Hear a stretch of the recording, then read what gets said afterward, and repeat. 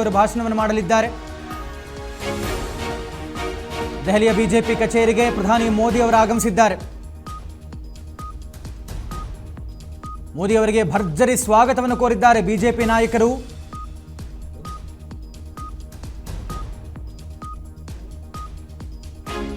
ಕಾರ್ಯಕರ್ತರನ್ನು ಉದ್ದೇಶಿಸಿ ಪ್ರಧಾನಿ ಮೋದಿ ಅವರು ಭಾಷಣ ಮಾಡಲಿಕ್ಕಿದ್ದಾರೆ. ಒಂದು ರೀತಿಯಲ್ಲಿ ಸಂಭ್ರಮ ಮನೆ ಮಾಡಿದ ಕಾರ್ಯಕರ್ತರಲ್ಲಿ ಪ್ರಮುಖವಾಗಿ ಪಶ್ಚಿಮ ಬಂಗಾಳದ ಅಭೂತಪೂರ್ವವಾದಂತಹ ಜಯ, ಇದರ ಜೊತೆಗೆ ಆಸ್ ಎಕ್ಸ್ಪೆಕ್ಟೆಡ್ ಪುದುಚೇರಿ ಮತ್ತು ಅಸ್ಸಾಂ ಅವರದ್ದೇ ಆಗಿದೆ. ತಮಿಳುನಾಡಿನ ಲೆಕ್ಕಾಚಾರ ಸ್ವಲ್ಪ ಆಚೆ ಈಚೆ ಆಗಿದೆ, ಗೊತ್ತಿಲ್ಲ ಏನಾದರೂ ವಿಜಯ್ ಅವರ ನಡೆ ಎಲ್ಲಿ ತನಕ ಹೋಗಿ ನಿಲ್ಲತ್ತೆ, ಏನು ಲೆಕ್ಕಾಚಾರಗಳಾಗುತ್ತೆ ಅನ್ನುವಂಥದ್ದು. ಒಟ್ಟಾರೆ ಪಶ್ಚಿಮ ಬಂಗಾಳದ್ದು ಮಾತ್ರ ಇವರಿಗೆ ಒಂದು ರೀತಿಯಲ್ಲಿ ಹಿಸ್ಟರಿ ಕ್ರಿಯೇಟ್ ಮಾಡಿದ್ದಾರೆ, ಇತಿಹಾಸವನ್ನು ನಿರ್ಮಾಣ ಮಾಡಿದ್ದಾರೆ. ಅದಕ್ಕೆ ಪ್ರತಿಪಕ್ಷಗಳು ಅವರದ್ದೇ ಆದಂತಹ ಒಂದಷ್ಟು ವಿಮರ್ಶೆಗಳನ್ನು ಮಾಡ್ತಾ ಇದ್ದಾರೆ.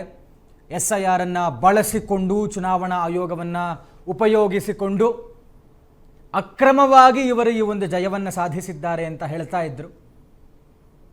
ಡು ಯು ರಿಯಲಿ ಥಿಂಕ್ ಈಗ ಸ್ವಾತಿ ಅವರೇ ಹ್ಯೂಜ್ ಡಿಫ್ರೆನ್ಸನ್ನು ಏನಾದರೂ ತರ್ತಾರೆ?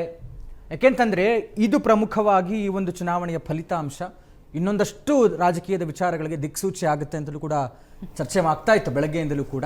ನಿಮ್ಮ ಪ್ರಕಾರ ಏನು ಗೊತ್ತಾ ಸಂತೋಷ್ ಅವರೇ, ಭಾಳ ಸ್ಪಷ್ಟ BJP ನಡೆ ಹೇಗೆ ಅಂತಂದರೆ, ಕಾಂಗ್ರೆಸ್ ಎಲ್ಲೆಲ್ಲಿ ಏನೇನು ಹೊಸ ವಿಚಾರಗಳನ್ನು, ಸ್ಕೀಮ್ಗಳನ್ನು ತಗೊಂಬರುತ್ತೆ ಅದನ್ನು ಫಸ್ಟ್ ಅಲ್ಲಿ ವಿರೋಧ ಮಾಡಿಬಿಡೋದು, ಆಮೇಲೆ ಅದನ್ನೇ ಕಾಪಿ ಮಾಡೋದು, ಅದನ್ನು ಕಾಪಿ ಮಾಡ್ಕೊಂಡು ಮಹಾರಾಷ್ಟ್ರಕ್ಕೆ ತೊಗೊಂಡು ಹೋಗೋದು, ಮಧ್ಯಪ್ರದೇಶಕ್ಕೆ ತೊಗೊಂಡು ಹೋಗೋದು, ಅದಾದ ನಂತರದಲ್ಲಿ ಈಗ ಬೆಂಗಾಲಿಗೆ ತಗೊಂಡು ಬಂದಿರೋದು, ಇದನ್ನ ಬಿಹಾರಕ್ಕೆ ತೆಗೆದುಕೊಂಡು ಗ್ಯಾರಂಟಿ ವಿಚಾರದಲ್ಲಿ ಬಹಳ ಸ್ಪಷ್ಟ.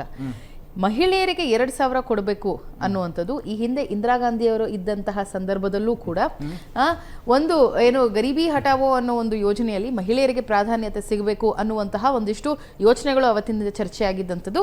ನಮ್ಮ ಸರ್ಕಾರ ಬಂದ ನಂತರದಲ್ಲಿ ಎಸ್ಪೆಷಲಿ ಅವಾಗ ಸಿದ್ದರಾಮಯ್ಯನವರು ಅವರದೇ ಆದಂತಹ ಒಂದು ಭಾಗ್ಯಗಳ ಮೂಲಕ ಅದನ್ನ ಘೋಷಣೆ ಮಾಡಿದ್ರು. ಆದ್ರೆ ಈ ಬಾರಿ ಬಹಳ ಸ್ಪಷ್ಟವಾಗಿ ಇದಕ್ಕೆ ಇಲ್ಲ, ಡೆವಲಪ್ಡ್ ವರ್ಷನ್ ಅಲ್ಲ, ಇದನ್ನ ಇಡೀ ದೇಶ ತಿರುಗಿ ನೋಡೋ ಹಾಗೆ ಅಂಡ್ ಮೋರ್ ಇದು ಡೈರೆಕ್ಟ್ ಬೆನಿಫಿಟ್ ಟ್ರಾನ್ಸ್ಫರ್ ಇಂದ ಇದನ್ನ ನಾವು ಬೆನಿಫಿಟ್ ಪಡ್ಕೊಳ್ಳೋಣ ಅನ್ನೋಂಥದ್ದು. ಏನಾಗುತ್ತೆ, ನಾವು ಬಾಹ್ಯವಾಗಿ ಕೊಡುವಂಥದ್ದಾಗಿರಬಹುದು ಮತ್ತೆ ನೇರವಾಗಿ ಅವರ ಖಾತೆಗಳಿಗೆ ಹಾಕುವಂಥದ್ದಾಗಿರಬಹುದು, ಈ ಎರಡಕ್ಕೂ ಕೂಡ ಬಹಳ ವ್ಯತ್ಯಾಸ ಇರುತ್ತೆ. At the end of the day ಫಲಾನುಭವಿಗಳು ಅವರೇ, ನಾನು ಇಲ್ಲ ಅಂತ ಹೇಳೋದಿಲ್ಲ. ಸೊ ಆದ್ರೆ ಕೊಡುವಂತಹ ಮಾನದಂಡಗಳು ಬೇರೆ ಆಗಿರುತ್ತೆ, ಕೊಡುವಂಥ ರೀತಿ ಬೇರೆ ಆಗಿರುತ್ತೆ. ನಾವು ಅಕ್ಕಿ ಬೇಳೆ ಕೊಟ್ಟಾಗ ಅವರ ಬಳಕೆ ಬಹುಶಃ ಬೇರೆ ಆಗ್ಬೋದು, ಹಣವನ್ನ ಕೊಟ್ಟಾಗ ಬಳಕೆ ಬೇರೆ ಆಗಬಹುದು. ಸೊ ಇದರ ಫಲಾನುಭವಿಗಳು ಯಾರ್ಯಾರು, ಇದರಿಂದ ಹೇಗೆ ಮೊನ್ನೆ SSLC ಎಕ್ಸಾಮ್ ಪಾಸ್ ಮಾಡ್ತಾ ಇದ್ದಾಗ ಒಂದು ಹುಡುಗಿ ಹೇಳ್ತು, ನಾನು ಏನೋ ಶಾಲೆಗೆ ಹೋಗ್ತೀನಿ ಅನ್ನೋ ಕಾನ್ಫಿಡೆನ್ಸೇ ಇರಲಿಲ್ಲ ನನಗೆ, 8th ಮುಗ್ದಾದ ನಂತರ 9th 10th ನಾನು ಹೋಗ್ತೀನಿ ಅಂತ ಗ್ಯಾರಂಟಿ ಹಣವನ್ನು ನಮ್ಮ ತಾಯಿ ಕೂಡಿಟ್ಟು ನನ್ನ ಶಾಲೆಗೆ ಕಳಿಸಿ ಇವತ್ತಿನ ದಿನ ನಾನು SSLC ಪಾಸ್ ಮಾಡಿದ್ದೀನಿ, ಅದು ಕೂಡ ಫಸ್ಟ್ ಕ್ಲಾಸಲ್ಲಿ ಪಾಸ್ ಮಾಡಿದ್ದೀನಿ ಅಂತ ಹೇಳಿರುವಂಥದ್ದು. ಸೊ ಈ ರೀತಿಯಾದಂಥ ಸಾಕಷ್ಟು ಉದಾಹರಣೆ ಇದೆ. ಬೆಂಗಾಲ್ನಲ್ಲಿ ಭಾಳ ಸ್ಪಷ್ಟವಾಗಿ ಒಂದು ಕಡೆಯಿಂದ ನಾನು ಆಲ್ರೆಡಿ ತಮಗೆ ಹೇಳಿದಂಥದ್ದು ಯಾವ ರೀತಿಯಾಗಿ SIR ಆಗಿರಬಹುದು, ಮತ್ತೊಂದು ಕಡೆ ಒಂದು ಭಯದ ವಾತಾವರಣ ಸೃಷ್ಟಿ ಮಾಡಿದಂಥದ್ದು ಆಗಿರ್ಬೋದು, ಇನ್ನೊಂದು ಕಡೆ ಘಂಟಾಘೋಷವಾಗಿ ಗ್ಯಾರಂಟಿಗಳನ್ನ ಘೋಷಣೆ ಮಾಡಿರುವಂಥದ್ದು, ಫ್ರೀ ಬಸ್ ಕೊಡ್ತೀವಿ ಅನ್ನೋಂಥದ್ದಾಗಿರ್ಬೋದು, ಮಹಿಳೆಯರಿಗೆ 2,000 ರೂಪಾಯಿ ಕೊಡ್ತೀವಿ ಅನ್ನೋಂಥದ್ದಾಗಿರಬಹುದು.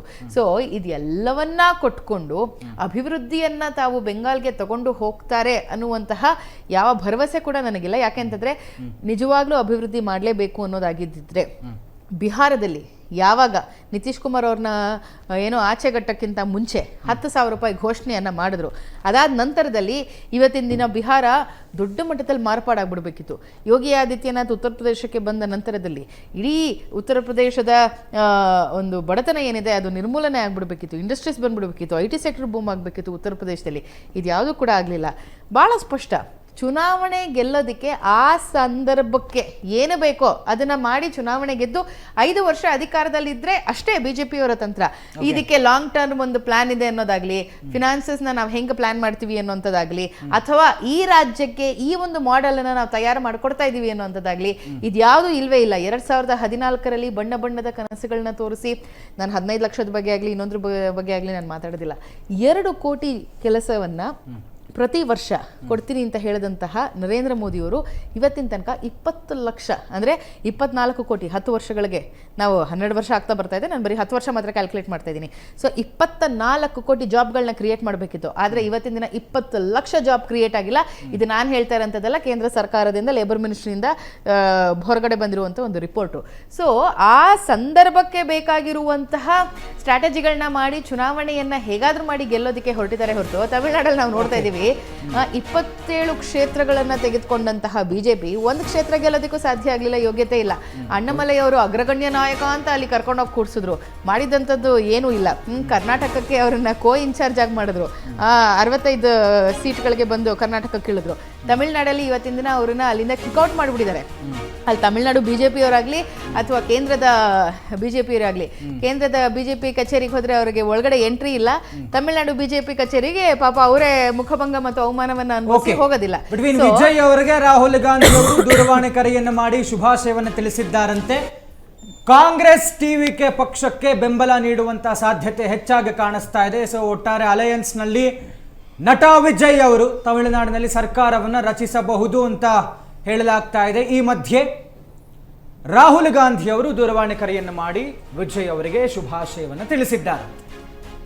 ಎಸ್, ಕರ್ನಾಟಕದಲ್ಲಿ ನೀವು ಹೇಳ್ತಾ ಇದ್ರಿ ಕೇಂದ್ರದ ಕಡೆ ಮೋದಿಯವರು ಒಂದು ಉದ್ಯೋಗ ವಿಚಾರದಲ್ಲಿ, ಕರ್ನಾಟಕದಲ್ಲೂ ಕೂಡ ಉದ್ಯೋಗಾಕಾಂಕ್ಷಿಗಳು ಪ್ರತಿಭಟನೆ ಮಾಡಿದ್ದನ್ನು ನಿಮಗೆ ನೆನಪಿಸ್ತೀನಿ. ಕರ್ನಾಟಕದಲ್ಲಿ 56,000 ಉದ್ಯೋಗಗಳನ್ನು ಇಮ್ಮಿಡಿಯೇಟ್ ಘೋಷಣೆ ಮಾಡಿದ್ದೀವಿ. ಆ ಉದ್ಯೋಗಗಳು ಕೇವಲ ನೋಟಿಫಿಕೇಶನ್ ಅಲ್ಲಿ ಮಾತ್ರ ಇರಬಾರ್ದು ಅಥವಾ ಮೌಖಿಕವಾಗಿ ಇರಬಾರ್ದು ಅಂತ ಹೇಳಿ ನಾನು ಅವತ್ತೇ ಹೇಳಿದ್ದೀನಿ. ಎಷ್ಟೋ ಟಿವಿ ಡಿಬೇಟ್ಗಳಲ್ಲಿ ಕಳೆದ ಒಂದು 2-3 ತಿಂಗಳುಗಳಿಂದ ನಾನು ಇದನ್ನು ಮಾತಾಡ್ತಾ ಇದ್ದೀನಿ. ಕರ್ನಾಟಕದಲ್ಲಿ ಮೀಸಲಾತಿಯ ಅಥವಾ ಒಳ ಮೀಸಲಾತಿಯ ಅಥವಾ ದಲಿತರಿಗೆ ಯಾರಾದರೂ ನಾಯಕರಿದ್ದಾರೆ ಅಂತಂದ್ರೆ ಅದು ಮಾನ್ಯ ಸಿದ್ದರಾಮಯ್ಯನವರು, ಮುಗಿಸ್ಬಿಡ್ತೀನಿ ಸಂತೋಷ್, ವೆಯ್ಟ್ ಮಾಡಿ, ಮಾನ್ಯ ಸಿದ್ದರಾಮಯ್ಯನವರು ಒಳ ಮೀಸಲಾತಿಯನ್ನ ಕೊಟ್ಟು ಈ 56,000 ಇವಾಗೇನು ನಾವು ಹುದ್ದೆಗಳನ್ನ ಫಸ್ಟ್ ಫೇಸ್ ನಾವೇನ್ ಭರ್ತಿ ಮಾಡ್ತಾ ಇದೀವಿ, ಇದಕ್ಕೆ ನಾವೇನ್ ಭರ್ತಿ ಮಾಡ್ತಾ ಇದೀವಿ ಅದಕ್ಕೆ ಇದು ಏನು ಸುಮ್ಮನೆ ಹಾರಿಕೆಯಾಗಿ ಭರ್ತಿ ಮಾಡಬಾರ್ದು. ಈ 56,000ದಿಂದನೇ ಒಳ ಮೀಸಲಾತಿ ಜಾರಿಯಾಗಲಿ ಅಂತ ನಾವು ಕ್ಯಾಬಿನೆಟ್ ಅನ್ನ ಕರೆದು ಮಾಡಿರುವಂತದ್ದು. ಸೊ ನಾವು ನುಡಿದಂತೆ ನಡೆಯುವ ಸರ್ಕಾರ, ಆಯ್ತಾ? ಕೇವಲ ನುಡಿತಾ ಇರ್ತೀನಿ, ನನ್ನ ಹಿಂದೆ ಜನ ಬರ್ತಾ ಇರ್ತಾರೆ, ಆಮೇಲೆ ತಲೆ ಮೇಲೆ ಕಲ್ಚಪಡಿ ಎಳಿತೀನಿ ಅಂತ ಹೇಳುವಂತ ಸರ್ಕಾರ ನಮ್ದಲ್ಲ. ಇದು ಬಹಳ ಸ್ಪಷ್ಟ. ಅಂಡ್ ಓಟ್ ಚೋರಿ ಬಗ್ಗೆ ತಾವು ಹೇಳ್ತಾ ಇದ್ರಿ, ಓಟ್ ಚೋರಿ ಆಗಿದ್ಯಾ ಆಗಿಲ್ವಾ ಅನ್ನೋಂಥದ್ದನ್ನ ನಾನೇನ್ ಹೇಳಬೇಕಾಗಿಲ್ಲ, ನಿಮ್ಮ ಮಾಧ್ಯಮಗಳು ನೀವೇ ಪ್ರಕಟ ಮಾಡಿದಿರಿ. ಎಷ್ಟೋ ಕಡೆ ತಾವೇ ಸ್ವಯಂ ಪ್ರೇರಿತರಾಗಿ ರಿಪೋರ್ಟ್ಗಳನ್ನ ಮಾಡಿ, ತಾವು ಇನ್ವೆಸ್ಟಿಗೇಷನ್ಗಳನ್ನ ಮಾಡಿ, ಹೌದು ಇಲ್ಲಿ ಸಮಸ್ಯೆ ಆಗಿದೆ ಅಲ್ಲಿ ಸಮಸ್ಯೆ ಆಗಿದೆ ಅಂತ ತಾವು ಹೇಳಿದಿರಿ. ಸೊ ವೋಟ್ ಚೋರಿ ಬಗ್ಗೆ ಒಂದು ಕ್ಯಾಂಪೇನ್ ಅನ್ನ ನಾವು ಶುರು ಮಾಡಿದೀವಿ. ಒಂದು ಕ್ಯಾಂಪೇನ್ ಈ ರೀತಿ ಆಗಿದೆ ಅಂತ ಸಮಸ್ಯೆ ನಾವು ದೇಶದ ಜನರ ಮುಂದೆ ಇಟ್ಟಿದ್ದೀವಿ. It is now the duty of election commission to take it forward. ಆದರೆ ಎಲೆಕ್ಷನ್ ಕಮಿಷನ್ನಿಗೆ ಏನೋ SIR ಅನ್ನ ಏಕಾಏಕಿ ಇಂಪ್ಲಿಮೆಂಟ್ ಮಾಡೋದ್ರಲ್ಲಿ, ಜನರನ್ನ ಮತ ಹಾಕದೇ ಇರೋ ಥರ ತಡೆಯೋದ್ರಲ್ಲಿ ಇಡೀ ದೇಶದಲ್ಲಿ ಪ್ರಪ್ರಥಮ ಬಾರಿಗೆ ಏನು ಬಿಜೆಪಿ ಸಾಧನೆ ಅಂತಂದರೆ 65 ವರ್ಷಗಳ ನಂತರ ಯಾವುದಾದ್ರೂ ಒಂದು ಸಂಸ್ಥೆ, ಈಗ ಸುಪ್ರೀಂ ಕೋರ್ಟ್ ಏನು ಅಂದರೆ, ನಾನು ದೆಹಲಿಯಲ್ಲಿರುವಂಥ ಸಂಸ್ಥೆಗಳ ಬಗ್ಗೆ ಮಾತಾಡ್ತಾ ಇದ್ದೀನಿ, ಅಂದರೆ ಹೈಯೆಸ್ಟ್ ಬಾಡಿ ಕಾನ್ಸ್ಟಿಟ್ಯೂಷನಲ್ ಬಾಡಿಗಳ ಬಗ್ಗೆ ಮಾತಾಡ್ತಾ ಇದ್ದೀನಿ. ಸುಪ್ರೀಂ ಕೋರ್ಟ್ ಕೆಲಸ ಏನು? ಇಲ್ಲಪ್ಪ, ನ್ಯಾಯವನ್ನು ಒದಗಿಸುವಂಥದ್ದೇ ನ್ಯಾಯಾಲಯಗಳ ಕೆಲಸ. ಅಥವಾ ಇನ್ನೊಂದು ಡಿಪಾರ್ಟ್ಮೆಂಟ್ ಕೆಲಸ ಏನು? ನೀತಿ ಆಯೋಗ ಅಂತ ಅನ್ಕೊಳ್ಳೋಣ, ಪ್ಲಾನಿಂಗ್ ಕಮಿಷನ್, ಅದರ ಕೆಲಸ ಏನು? ಪಾಲಿಸಿಗಳನ್ನ ಮಾಡುವಂತದ್ದೇ ಕೆಲಸ. ಆದ್ರೆ ಚುನಾವಣೆ ಆಯೋಗ ಇದೇ ಪ್ರಪ್ರಥಮ ಬಾರಿಗೆ ನೇರವಾಗಿ ಆರೋಪ ಮಾಡ್ತಾ ಇದ್ದೀನಿ. ಚುನಾವಣೆ ಆಯೋಗದ ಕೆಲಸ ಏನು? ಹಿರಿಶಂಕರ್, ಚುನಾವಣೆ ಆಯೋಗದ ಕೆಲಸ ಏನು? ಜನರನ್ನ ಮತಗಳಿಗೆ ಮತ ಹಾಕೋದಕ್ಕೆ ಪ್ರೇರೇಪಣೆ ಮಾಡಬೇಕಾಗಿರುವಂತದ್ದು. ಇದೇ ಪ್ರಪ್ರಥಮ ಬಾರಿಗೆ 65 ವರ್ಷಗಳ ನಂತರ ದೇಶದಲ್ಲಿ ಚುನಾವಣೆ ಆಯೋಗ ಜನರನ್ನ ಮತ ಹಾಕದೇ ಇರೋ ರೀತಿ ಮಾಡಿದೆ ಅಂತಂದ್ರೆ ಈ ಬಾರಿ ಇರುವಂತದ್ದು ಇದು ಬಿಜೆಪಿಯ ಸಾಧನೆ. ಬಾಂಗ್ಲಾದೇಶದ್ದು ಅವ್ರು ಓಟ್ ಹಾಕ್ತಿಲ್ಲ ಅಂತ ಇವ್ರ ಕಾಳಜಿ, ದೇಶದ ಜನರ ಬಗ್ಗೆ ಕಾಳಜಿ ಅಲ್ಲ. ಅಲ್ಲಿ ಹೇಳಿದ್ನಲ್ಲ, ಬಾಂಗ್ಲಾದೇಶದ ಸಂಸತ್ತಲ್ಲಿ ಹೇಳಿದ್ನಲ್ಲ, ಅದ್ರ ಬಗ್ಗೆ ಕಾಳಜಿ. ಆಮೇಲೆ ಇನ್ನೊಂದು ಹೇಳ್ತೀನಿ, ಒಂದ್ ನಿಮಿಷ. ಬಾಂಗ್ಲಾದೇಶದ ಈಗಷ್ಟೇ ನಾನು ರಾಷ್ಟ್ರೀಯ ಮಾಧ್ಯಮದಲ್ಲಿ ಕೂತ್ಕೊಂಡು ಬಂದಿದ್ದೀನಿ. ಬಾಂಗ್ಲಾದೇಶದ ಅವರ ವರಿಷ್ಠ ಪತ್ರಕರ್ತನಿಗೆ ಈ ಬಾರಿ ವೋಟ್ ಮಾಡೋದಕ್ಕೆ ಸಾಧ್ಯ ಆಗಿಲ್ಲ. ಯಾಕೆ? SIR ಅನ್ನೋ ಹೆಸರಲ್ಲಿ ಅವರ ವೋಟ್ ಡಿಲೀಟ್ ಆಗಿದೆ. ಅಂತಹ ಎಷ್ಟೋ ಜನರ ವೋಟ್ ಬಿಜೆಪಿ ಹೇಳ್ತಾ ಇದ್ದಾರೆ ಅದರಲ್ಲಿ ಬಹುಪಾಲು ಅಕ್ರಮ ಮತದಾರರು ಇದ್ರು ಅಂದ್ರೆ ಬಾಂಗ್ಲಾದೇಶದವರು ಅಂತ. ಅದರಲ್ಲಿ ಇವರು ಇದ್ದಾರೆ, ಬಹುಪಾಲು ಅವರು ಇದ್ದಾರೆ. ಒಂದ್ ನಿಮಿಷ ನೋಡಿ. ಹಾಗಂತ ಅವರ ವೋಟಿನ ಹಕ್ಕನ್ನು ಕಿತ್ಕೊಳ್ಳೋಕೆ ಇವ್ರಿಗೆ ಯಾರು ರೈಟ್ಸ್ ಕೊಟ್ಟಿದ್ದು? ನೀವು ಬಹುಪಾಲು ಬಾಂಗ್ಲಾದೇಶದವರು ಅಂತ ಹೇಳ್ತಾ ಇದ್ದೀರಾ, ಆದ್ರೆ ಅದರಲ್ಲಿ ಬಹುಪಾಲು ಇಲ್ಲಿಯವರು ಇದ್ರು ಅಂತ ಸ್ವಾತಿ ಅವರು ಹೇಳ್ತಾರೆ. 40% ಇವ್ರು SIR ಮಾಡ್ಲಿಲ್ಲ ಇಲ್ಲ ಅಂತ ಹೇಳ್ತಾ ಇಲ್ಲ. 40% ಭಾರತೀಯರನ್ನ ವೋಟ್ ಹಾಕೋದ್ರಿಂದ ನಾವು ತಡೆ ಹಾಕೋದಿಲ್ಲ. ಸ್ವಾತಿ ಅವರೇ ಶಂಕರ್ ಗೌಡ ಅವರು ಉತ್ತರ ಕೊಡ್ತಾರೆ. ನೋಡಿ ಎಂತ ಡಂಬಾಚಾರ, ಇಬ್ರು ಡಂಬಾಚಾರ ಮಾಡಿದ್ದಾರೆ. ಡಂಬಾಚಾರ ಏನು? ಕೇಳಿಸ್ಕೊಳ್ಳಿ ಸ್ವಾತಿ ಅವರೇ, ನಿಮಗೆ ಕೇಳಿಸ್ಕೊಳ್ಳೋ ವಿಚಾರ ಗೊತ್ತಿಲ್ಲ ಅಂದ್ರೆ ಬಿಟ್ಬಿಡಿ. ಬರೀ ಮುಗಿಸ್ಲಿ. ಕಾಂಗ್ರೆಸ್ ಅವ್ರಿಗೆ ಕೆಲಸ ವಿಚಾರ ಗೊತ್ತಿರಲ್ಲ, ಕೆಲಸ ಮಾಡಿಲ್ಲ. ನಿಮ್ಗಳ ವಿಚಾರ ಗೊತ್ತಿಲ್ಲ, ಕೇಳಿಸ್ಕೊಳ್ರಿ.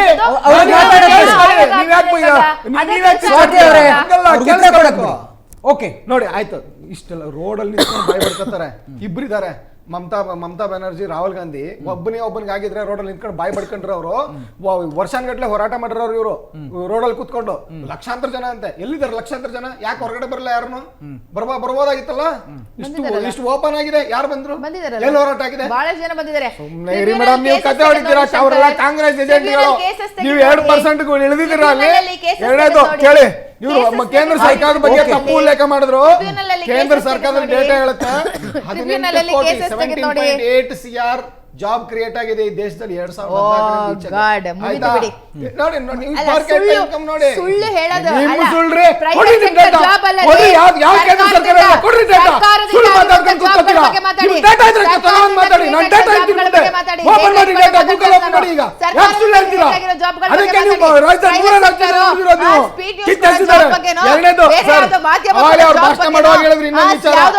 ಬಿಜೆಪಿ ಸರ್ಕಾರ ಲಾಂಗ್ ಟರ್ಮ್ ಎಲ್ಲೂ ಬರಲ್ಲ ಅಂತ. ಗುಜರಾತ್ ಎಷ್ಟು ವರ್ಷ ಆಯ್ತು ಸರ್ ಇವರು ಅಸ್ತಿತ್ವ ಹೊರಟೋಗಿ? ವೆಸ್ಟ್ ಬೆಂಗಾಲ್ ಅಲ್ಲಿ ಎಷ್ಟು ವರ್ಷ ಆಯ್ತು ಅಸ್ತಿತ್ವ ಹೊರಟೋಗಿ? ತಮಿಳುನಾಡಲ್ಲಿ ಎಷ್ಟು ವರ್ಷ ಆಯ್ತು ಅಸ್ತಿತ್ವ ಹೊರಟೋಗಿ? ಮಧ್ಯಪ್ರದೇಶದಲ್ಲಿ ಎಷ್ಟು ವರ್ಷ ಆಯ್ತು ನಿಮ್ಮ ಅಸ್ತಿತ್ವ ಹೊರಟೋಗಿ? ಬಿಹಾರದಲ್ಲಿ ಎಷ್ಟು ವರ್ಷ ಆಯ್ತು ಅಸ್ತಿತ್ವ ಹೊರಟೋಗಿ? ಸರ್ಕಾರ ಇಲ್ಲ ನಿಮ್ಗೆ, ರಾಜಕೀಯ ಆಗ್ಬೇಕು.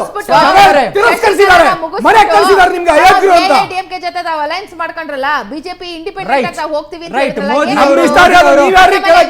ಭಿಕ್ಷೆ ಮಾಡ್ತಿದ್ರು ಡಿಎಂಕೆಗೆ. ಅಯ್ಯೋ ಒಂದು ಎಮ್ಮೆ ಒಂದು ಸೀಟ್ ಕೊಡಿ ನಮ್ಗೆ ಸಚಿವ ಸ್ಥಾನದಲ್ಲಿ ಅಂತ. ನಮ್ಮ ರಾಜಕೀಯ ನೀತಿ ನಮ್ಗಳ ಇಷ್ಟ, ಅದನ್ನ ನೀವು ಹೇಳ್ಕೊಳಕ್ ಬರಬೇಡಿ. ನಮಗೆ ಯಾವ ಸರ್ಕಾರ ಹೈಯೆಸ್ಟ್ ರೂಲ್ ಮಾಡ್ತಿದೆ ಈ ದೇಶದಲ್ಲಿ? ಗುಜರಾತ್ ಆಗಿರ್ಬೋದು, ಇವತ್ತು मैं भाजपा के हर कार्यकर्ता की खुशी में शामिल हूं।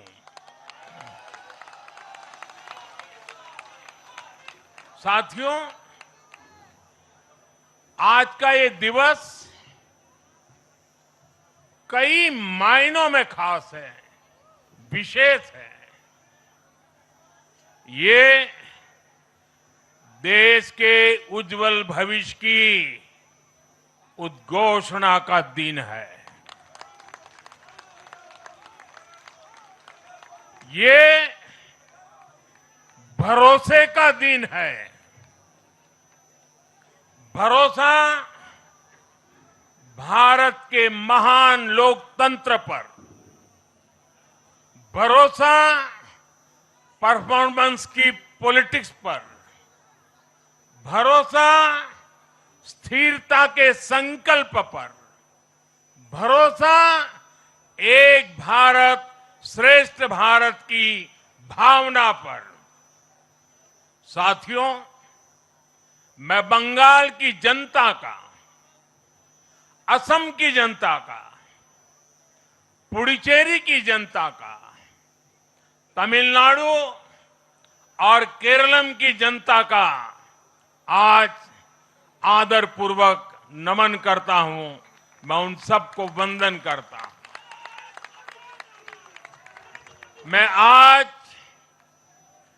बीजेपी के कोटि कोटि कार्यकर्ताओं का भी हृदय से अभिनंदन करता हूं।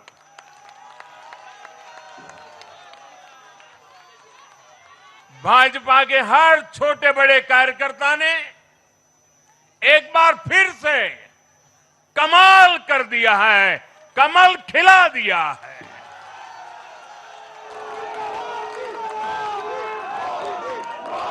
आपने नया इतिहास रच दिया है। साथियों, भारतीय जनता पार्टी के अध्यक्ष श्री नितिन नवीन जी द्वारा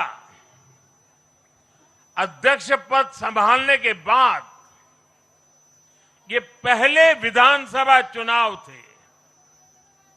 इन चुनावों में पार्टी कार्यकर्ताओं का, हर कार्यकर्ता को उनका जो मार्गदर्शन मिला, वो मार्गदर्शन इस विजय में बहुमूल्य रहा है।